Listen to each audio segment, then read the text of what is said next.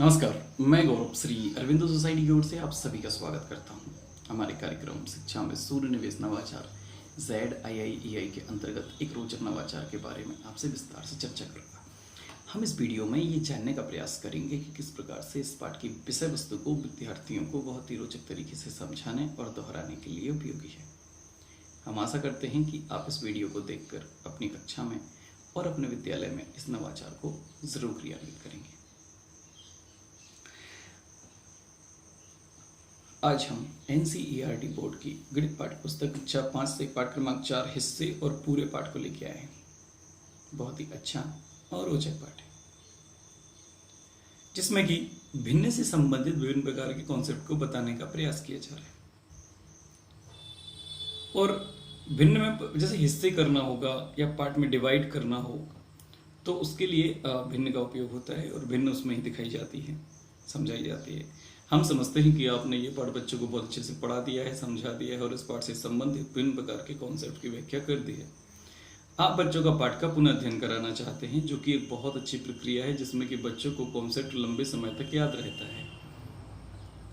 इसके अलावा अगर हम बात करें कि हिस्से और पूरे जो हमारा पार्ट है, इसका आज हम पुनर्अध्ययन करेंगे, लेकिन उसके पहले एक बात करेंगे प्रक्रिया की, जो आप हमेशा ही दोहराते हैं, वो है थीम आधारित थीम की। तो माफ करिए, उपस्थिति दर्ज करने की, जिसमें कि आप बच्चों की उपस्थिति दर्ज करते हो, बच्चा खड़ा होता है, यस सर इसमें बोलता है, वो बोल के बैठ जाता है। वो कुछ नया नहीं सीखता, वो एकदम नीरस बैठा हुआ है, क्योंकि आपने उसके साथ कुछ भी ऐसी एक्टिविटी नहीं की। आपने उपस्थिति दर्ज की और बच्चा बोल के बैठ गया, उसने कुछ भी नया नहीं सीखा। तो हम यहाँ पर अगर बात करें कि हम एक ऐसे नवाचार को क्रियान्वित करेंगे, इससे बच्चों के अंदर एक नई ऊर्जा देखने को मिलेगी।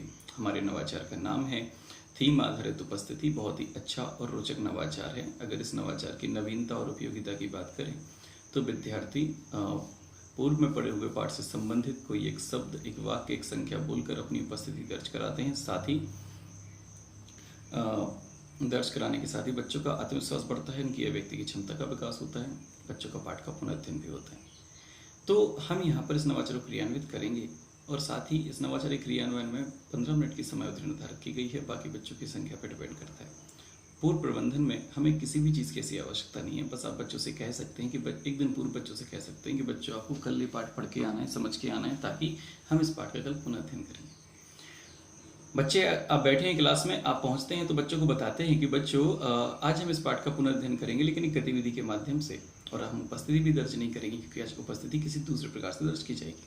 बच्चों को रोचक लगता है, नया लगता है कुछ, तो बच्चों को बताया जाता है कि बच्चों आज आप उपस्थिति में, जैसे आप यस सर में बोलते थे, तो आप ऐसा नहीं बोलेंगे। हम आपको एक थीम देंगे और उस थीम के आधार पर आप अपनी जो भी आपका उत्तर होगा वो बोलेंगे और अपनी उपस्थिति दर्ज करा के बैठ जाएंगे अपनी जगह पर।